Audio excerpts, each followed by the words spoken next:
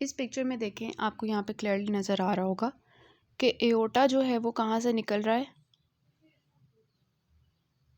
Right ventricle से, और pulmonary artery किस में से निकल रही है, लेफ्ट वेंट्रिकल से। तो 2 पैरेलल सर्किट्स बन गए हैं यहाँ पर। अब यहाँ पे मज़े की बात सुने ज़रा। यहाँ पे क्या था, मैं ब्लू से बना रही हूँ डीऑक्सीजनेटेड ब्लड। राइट वेंट्रिकल में था डीऑक्सीजनेटेड ब्लड जो बॉडी में से आ रहा था, सुपीरियर वेना कैवा और इन्फीरियर वेना कैवा से राइट एट्रियम में, राइट एट्रियम से राइट वेंट्रिकल में, राइट वेंट्रिकल में डीऑक्सीजनेटेड ब्लड है। डीऑक्सीजनेटेड ब्लड जाएगा यहाँ पे एओर्टा है, एओर्टा में, और एओर्टा से चला जाएगा पूरी बॉडी में डीऑक्सीजनेटेड ब्लड, और वो डीऑक्सीजनेटेड ब्लड दोबारा से इस सुपीरियर वेना कैवा में एंटर होगा। और देखें एक सर्किट बन गया। ये सारा सर्किट समझ आ रहा है कि देखें पूरी बॉडी का ब्लड जा रहा है राइट एट्रियम से राइट वेंट्रिकल में, और फिर एओर्टा में, फिर एओर्टा से वापस राइट एट्रियम में। मतलब राइट एट्रियम और पूरी बॉडी के दरमियान में एक सर्किट चल रहा है। दूसरा सर्किट देखें कि वहाँ से ऑक्सीजनेट होके जो ब्लड आ रहा है लंग्स का, कहाँ पे, लेफ़्ट एट्रियम में, और लेफ़्ट एट्रियम से लेफ़्ट वेंट्रिकल में, ठीक है। और जो ऑक्सीजनेट होके आ रहा है वो दोबारा से लंग्स में जा रहा है, ठीक है, पल्मोनरी आर्टरी के थ्रू, क्योंकि लेफ़्ट एट्रियम का जो लेफ़्ट वेंट्रिकल कनेक्शन है वो पल्मोनरी आर्टरी के साथ है। तो पल्मोनरी आर्टरी से गया लंग्स में, लंग्स से गया लेफ़्ट एट्रियम में, लेफ़्ट एट्रियम से लेफ़्ट वेंट्रिकल में, लेफ़्ट वेंट्रिकल आगे फिर पल्मोनरी आर्टरी में, फिर पल्मोनरी आर्टरी से लंग्स में। तो ये सर्किट बन गया हुआ है। तो 2 सर्किट्स बन गए हुए हैं बॉडी के, एक लंग्स के साथ बनाया हुआ है लेफ़्ट हार्ट ने, और एक पूरी बॉडी के साथ बनाया हुआ है राइट हार्ट ने। तो 2 पैरेलल सर्किट्स आर फॉर्म्ड। अब इन लोगों के अंदर क्या हो रहा है, पूरी बॉडी को डीऑक्सीजनेटेड ब्लड मिल रहा है जो कि बॉडी को नहीं मिलना चाहिए। और लंग्स का जो ऑक्सीजनेट होकर ब्लड इतनी मुश्किल से लंग्स ऑक्सीजनेट करके मिल रहा है, वो तो लेफ्ट हार्ट में ही घूमता जा रहा है, बॉडी को तो मिल ही नहीं रहा। समझ आ रही है? तो इस वजह से इन लोगों का सर्वाइवल इसी तरह हो सकता है कि हम किसी ना किसी तरह, अगर पूरी बॉडी को सिर्फ डीऑक्सीजनेटेड ब्लड मिल रहा है, हम थोड़ा बहुत उसके अंदर ऑक्सीजनेटेड ब्लड मिक्स कर दें ताकि कुछ ना कुछ तो ऑक्सीजन मिल जाए बॉडी को। तो फिर हम इस केस में कहते हैं कि इनके अंदर, इन बच्चों के अंदर वेंट्रिकुलर सेप्टल डिफेक्ट होना अच्छी बात है, इनके अंदर डक्टस आर्टरियोसिस होना अच्छी बात है, इनके अंदर पेटेंट फोरामेन ओवेल होना अच्छी बात है। वो कैसे कि अगर पेटेंट डक्टस आर्टरियोसिस फॉर एग्जांपल होता है, एओर्टा और पल्मोनरी आर्टरी के दरम्यान में कनेक्शन होता है, तो कुछ ना कुछ ये पिंक ब्लड जो है ये एओर्टा में जाएगा और पूरी बॉडी को कुछ ना कुछ पिंक ऑक्सीजनेटेड ब्लड मिल जाएगा। इसी तरह फोरामेन ओवेल अगर लेफ़्ट एट्रियम और राइट एट्रियम के दरम्यान में होता है, तो ये पिंक ब्लड थोड़ा बहुत राइट में चला जाएगा और एओर्टा में के थ्रू बॉडी में मिल जाएगा।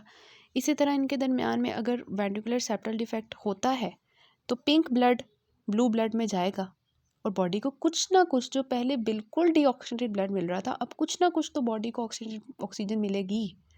तो इस वजह से only means of survival in these newborns is mixing of oxygenated and deoxygenated blood by persistence of foramen ovale, ductus arteriosus और venous septal defect।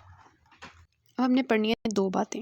एक ये कि हमारा न्यू इंटैक्ट अगर वेंट्रिकुलर सेप्टम नहीं है और वेंट्रिकुलर सेप्टल है, अगर इंटैक्ट है मतलब कि वेंट्रिकुलर सेप्टम नहीं है, तो उस केस में वेंट्रिकुलर सेप्टम अगर नहीं है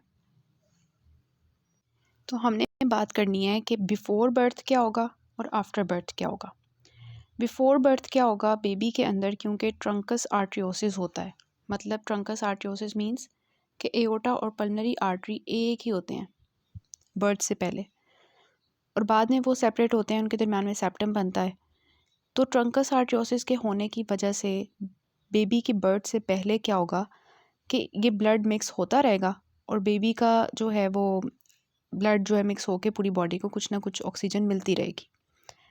लेकिन जैसे ही बेबी की बर्थ होगी तो शुरू में जो फोरामेन ओवेल होता है वो जो है क्या होगा, फोरामेन ओवेल जो है उसके थ्रू जो है मिक्सिंग होना शुरू होगी, क्योंकि अभी ट्रंकस आर्टरियोसिस ख़त्म हो गया। अब जो मिक्सिंग का एक चीज़ है जो वहाँ पे है वो है ये फोरामेन ओवेल। फोरामेन ओवेल से क्या होगा कि पिंक ब्लड ब्लू में थोड़ा बहुत मिक्स होगा, लेकिन कि इतना छोटा सा हिस्सा होता है ना, मतलब थोड़ा सा कनेक्शन होता है कि इससे जो है वो जैसे पहले ट्रंकस आर्टरियोसिस के थ्रू ब्लड मिक्सिंग हो रही थी, इससे एज सच उस तरह नहीं होगी, जिसकी वजह से क्या होगा, हाइपोक्सीमिया हो जाएगा, बॉडी को ब्लड नहीं मिलेगा ऑक्सीजन वाला, तो उसकी वजह से क्या होगा कि हाइपोक्सीमिया हो जाएगा, और बेबी जो है जैसे पैदा होगा तो उसका फोरामेन ओवेल भी बंद हो जाएगा, और फिर फर्स्ट आवर ऑफ लाइफ के अंदर क्या होगा, बेबी के अंदर साइनोसिस और टेकेपनिया शुरू हो जाएगा, क्योंकि there is no mean of any oxygen supply to the body. दूसरा चीज़ होती है कि ये था कि वेंट्रिकुलर सेप्टम नहीं था, तो फिर क्या हो रहा था। अगर वेंट्रिकुलर सेप्टम हो तो हमने कहा ये अच्छी बात है। वेंट्रिकुलर सेप्टम मीन्स कि यहाँ पर दोनों वेंट्रिकल्स के दरमियान में कनेक्शन है, जिसकी वजह से क्या होगा कि वो जो पिंक ब्लड है वो कुछ ना कुछ एंटर हो जाएगा इसमें, और यहाँ से एओर्टा के थ्रू बॉडी को मिल जाएगा। तो वेंट्रिकुलर सेप्टल डिफेक्ट होना इज़ गुड, कि there is good mixing of blood even after the baby is born due to presence of ventricular septum defect. तो जो इंटैक्ट था, मतलब वेंट्रिकुलर सेप्टम नहीं था, तो तब बेबी के अंदर क्या हो रहा था कि जैसे ही वो पैदा हो रहा था साइनोसिस और टेकेपनिया के साथ प्रेजेंट कर रहा था, लेकिन अब वेंट्रिकुलर सेप्टम होने की वजह से बेबी को थोड़ा बहुत माइल्ड साइनोसिस होगा, क्योंकि उसकी बॉडी को ऑक्सीजन प्लस डीऑक्सीजनेटेड ब्लड दोनों मिल रहा है, ठीक है।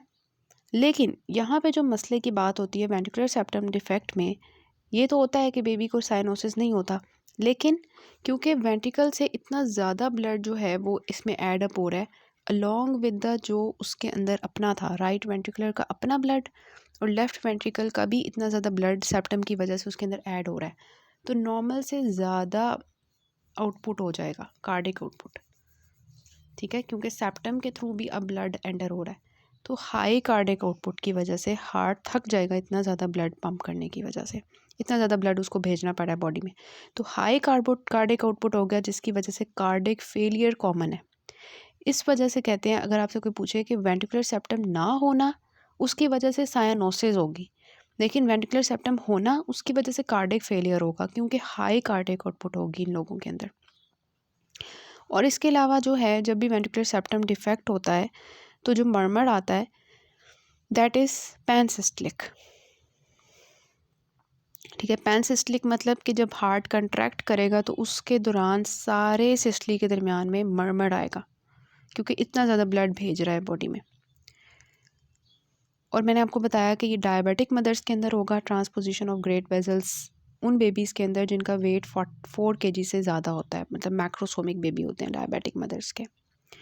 इसके अलावा जो है वेंट्रिकुलर सेप्टम डिफेक्ट के साथ ग्रोथ एंड डेवलपमेंट जो है उसकी भी रिटार्डेशन होगी, ठीक है।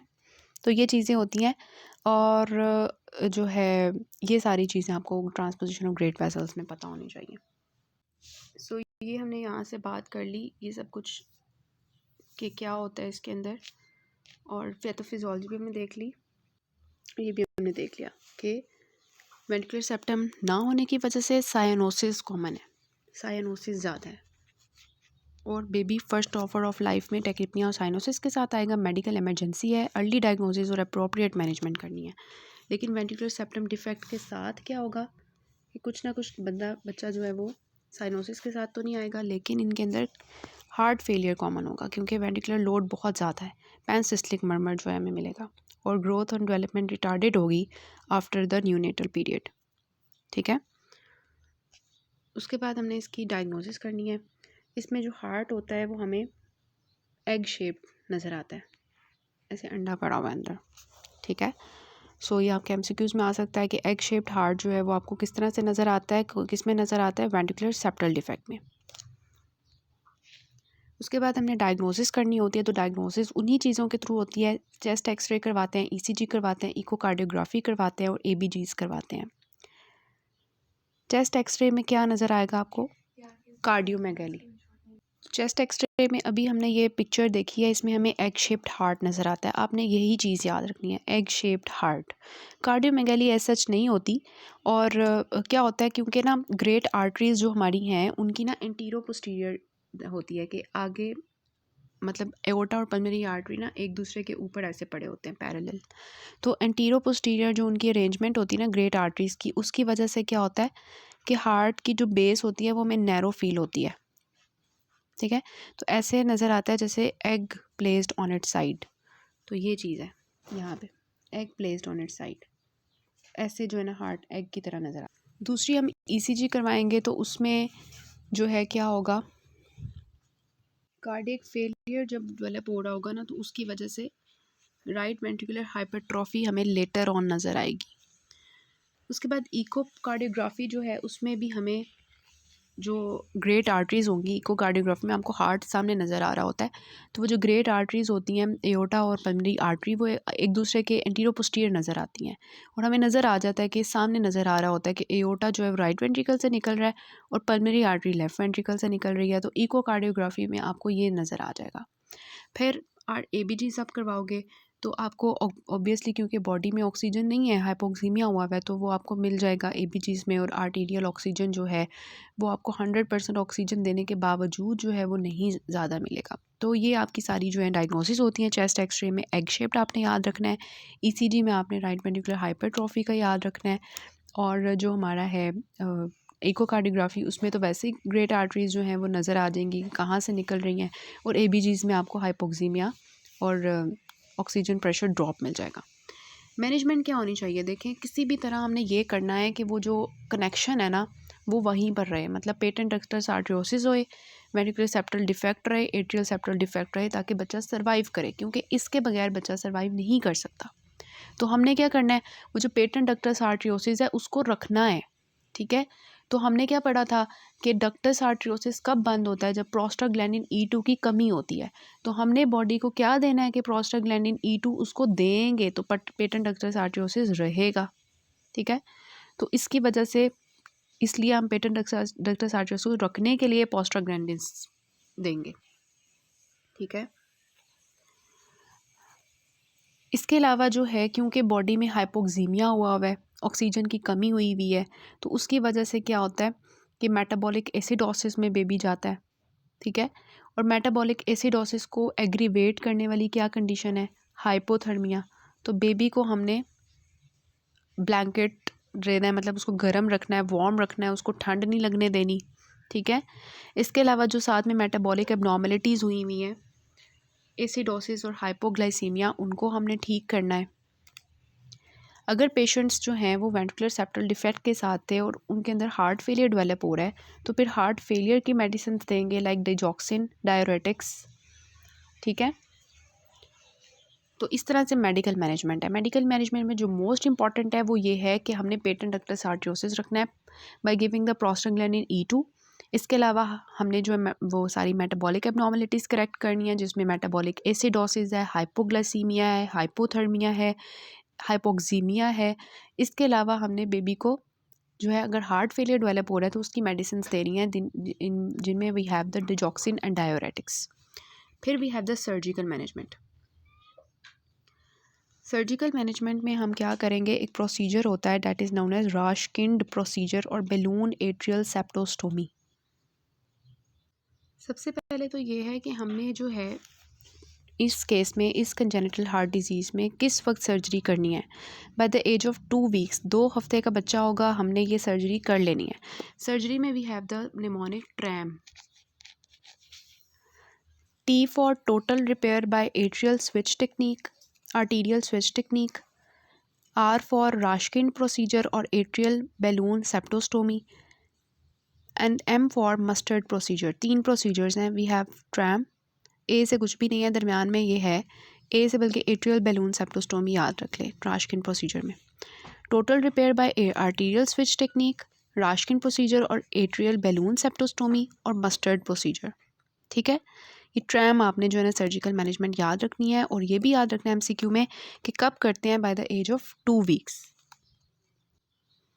तो ये जो राशकिन प्रोसीजर होता है ना, ये हम इनिशियल प्रोसीजर जो है ना इसको रखते हैं। बच्चा 2 हफ्ते का है, उसके अंदर अंदर हमने क्या किया, सिंपल, बहुत ही आसान है। हमने किसी तरह होल बनाना है कि ऑक्सीजन जो है वो डीऑक्सीजनेटेड ब्लड में ऐड हो जाए। तो हम क्या करेंगे, वो जो फोरामेन ओवेल है जिसने बंद हो जाना है उसको किसी तरह खोलना है। तो we pass the balloon catheter, ये आपको बैलून कैथेटर नज़र आ रहा है, इसको हमने घुसाना है कहाँ पर, फोरामेन ओवेल के अंदर। ठीक है, तो वो जो एट्रियल सेप्टम है फोरामेन ओवेल वाला, उसको हमने बैलून कैथेटर के थ्रू खोल देना है ताकि जो लेफ़्ट एट्रियम का ब्लड ऑक्सीजनेट हो रहा है वो कहाँ पे चला जाए, राइट एट्रियम में, और राइट एट्रियम जो एओर्टा के साथ कनेक्टेड है उसके थ्रू पूरी बॉडी में ऑक्सीजन ऐड हो जाए। ठीक है, तो राश्किन प्रोसीजर और बैलून एट्रियल सेप्टोस्टोमी के में हम क्या करते हैं, इनिशियल पैलिएशन होती है performed by rupturing the septum through the fossa ovalis with the balloon catheter. Next जो we have the Mustard procedure. Mustard procedure में हम क्या करते हैं, सिंपली एक आर्टिफिशियल टनल बना देते हैं जिसको हम कहते हैं बैफल। इस आर्टिफिशियल टनल का क्या काम होगा कि जो वीना कैवा का ब्लड है, सुपीरियर वेना कैवा का और इन्फीरियर वेना कैवा का, ये ब्लड जो है कहाँ जाए, लेफ़्ट एट्रियम में जाए। ठीक है, लेफ़्ट एट्रियम से जो है वो लेफ़्ट वेंट्रिकल में जाए, लेफ़्ट वेंट्रिकल से जो है लंग्स में जाए। ठीक है, और लंग्स में ये जो डीऑक्सीजनेटेड ब्लड है ये ऑक्सीजनेट होके कहाँ पे आ जाए, यहाँ पे आ जाए राइट एट्रियम में, और राइट एट्रियम से पूरी बॉडी में एओर्टा के थ्रू चला जाए। मतलब इसमें हमने सिंपली ये करना है क्योंकि अल्लाह ताला की तरफ से ये हुआ कि एओर्टा जो है वो राइट को मिला हुआ है और लेफ़्ट को जो है वो पल्मोनरी मिले हुआ है। तो हम क्या करते हैं, हम ऑपोजिट काम कर देते हैं कि हम कहते हैं कि चलो अल्लाह ताला की तरफ से अगर ऐसा हुआ है तो हम इसको ही रहने देते हैं। मतलब कोई इस तरह का काम करें कि राइट हार्ट जो है वो लेफ़्ट वाला काम करे और लेफ़्ट हार्ट जो है वो राइट वाला काम करे। तो उसके लिए फिर हम ये बैफल रख देते हैं जो कि लेफ़्ट एट्रियम, लेफ़्ट वाले हार्ट को डीऑक्सीजनेटेड ब्लड देगा और राइट वाले को ऑक्सीजनेटेड ब्लड देगा। ठीक है, तो इस तरह से ऑपोजिट काम हो जाएगा दोनों हार्ट साइड्स का। तो दिस इज़ मस्टर्ड प्रोसीजर जिसमें हम बैफल यूज़ करते हैं which is actually artificial tunnel created. और इसके अलावा जो होता है राशकिन हो गया जिसमें फोरामेन ओवेल को हमने खोल दिया, एट्रियल्स जो उसको बैलून कैथेटर के थ्रू, मस्टर्ड हो गया जिसमें हमने बैफल रख दिया। और फिर एक होता है दिस वन आर्टीरियल स्विच। ठीक है, it is known as total repair by arterial switch procedure. जो पेशेंट्स जो हैं जो न्यूनेट्स जो हैं जिनके अंदर ट्रांसपोजिशन ऑफ ग्रेट आर्टरीज होती है और उनका इंटैक्ट वेंट्रिकुलर सेप्टम होता है। ठीक है, मतलब उनका वेंट्रिकुलर सेप्टम जो है वो इंटैक्ट है, उनके अंदर जो है हम प्रोसीजर परफॉर्म करते हैं arterial switch technique. Treatment of choice in neonates with intact ventricular septum, जिसकी वजह से उनका सर्वाइवल रेट जो है वो 90% से ज़्यादा हो जाता है।